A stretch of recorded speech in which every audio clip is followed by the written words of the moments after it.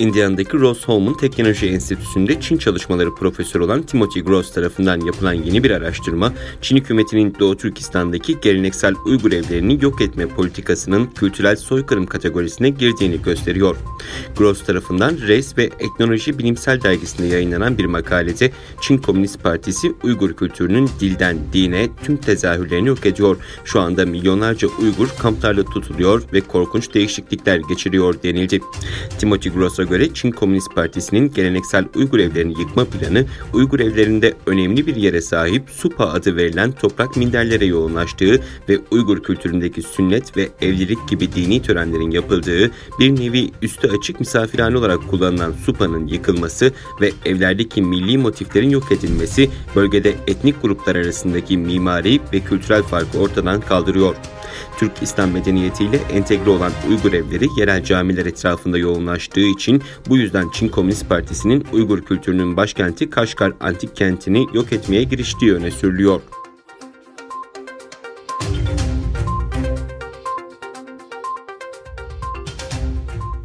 13 Temmuz'da ABD'nin Hollanda Büyükelçisi Piet Hoekstra, Uygur aktivistleri ve Hollanda'daki Uygur topluluğuyla bir araya geldi. Toplantının Hollanda'da yeni kurulan Uygur İnsan Hakları Vakfı ve Hollanda Doğu Türkistan Eğitim Derneği tarafından düzenlendiği öğrenildi. Uygur topluluğu yakın zamanda yürürlüğe giren Uygur İnsan Hakları Politikası yasası için ABD hükümetine şükranlarını sundu. Özellikle Uygurların bastırılmasından sorumlu Çinli yetkililer için daha etkili pratik tedbirler için umutlar ve özlemler dile getirildi. Uygur İnsan Hakları Politikası yasasının memnuniyetle karşıladığını belirten ABD Büyükelçisi, Hollanda hükümetinin de Uygurlara benzer kanunlar getirmesini umduğunu ve bunun için çalışacağını söyledi. Büyükelçi Hoekstra ayrıca 12 Temmuz günü Amsterdam'daki Dam Meydanı'nda tek başına Çin'i protesto eden Uygur aktivist Abdurrahim Gani'yi ziyaret ettiğini ve onun faaliyetlerinden duyduğu memnuniyeti dile getirdi.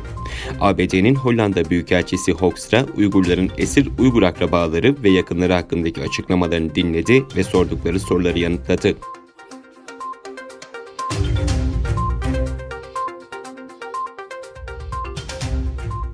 ABD Başkanı Donald Trump, Hong Kong özel idari bölgesine getirilen ulusal güvenlik yasası nedeniyle Çin'i sorumlu tutan bir yasa tasarısını onayladı ve Hong Kong'a yönelik imtiyazları kaldıran bir başkanlık kararnamesini yayımladı. ABD ve Hong Kong'un çok fazla iş yaptığını ve Hong Kong'a birçok ayrıcalık tanındığını kaydeden Trump, Hong Kong'a imtiyazlı davranışımızı sona erdiren bir kararnameyi imzaladım. Hong Kong şimdi Çin anakarasıyla aynı muameleyi görecek.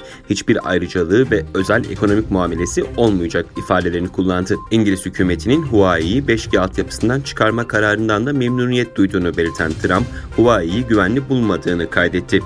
Dünya Sağlık Örgütü ve Dünya Ticaret Örgütü'nü Çin'in kuklası olarak nitelendiren Trump, Çin'i koronavirüsü gizleme ve bu virüsü tüm dünyaya salması nedeniyle tamamıyla sorumlu tutuyoruz. Bu salgını en başta durdurabilirlerdi. Bu çok daha kolay olurdu ifadesini kullandı.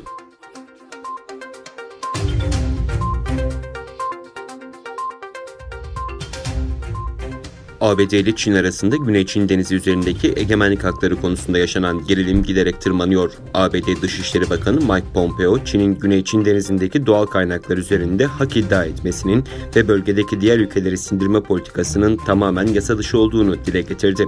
Pompeo, başkent Washington'da yaptığı açıklamada dünya Çin'in Güney Çin Denizi'ne kendi deniz egemenlik sahası gibi davranmasına izin vermeyecek dedi.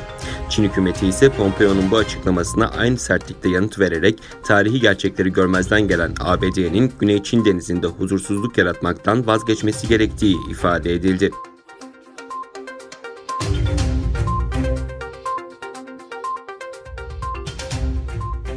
Bölgesel statükoları, tehdit hacimlerini ve ülkeler bazlı durum tespitlerini kapsayan Savunma Bakanlığı'na ait Japonya Savunma 2020 raporu yayımlandı.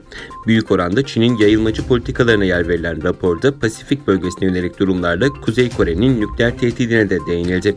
Raporda uluslararası toplumun COVID-19'la mücadele ettiği ve ikinci dalga riski endişesinin hakim olduğu bir ortamda Çin'in virüs kapsamlı yardımlarını avantaja dönüştürdüğü belirtildi. Raporda salgın yardımları olarak bölge ülkelerine sağlık personeli, yüz maskesi ve destekler gönderen Çin'in yardım kisvesi altında siyasi ve ekonomik çıkarlarını ön plana aldığı kaydedildi. Öte yandan Çin'in dezenformasyona yönelik propaganda yürüttüğü ve nüfusunu genişletmeye çalıştığı ifade edilen raporda bu çabaların yakından takip edildiği bildirildi.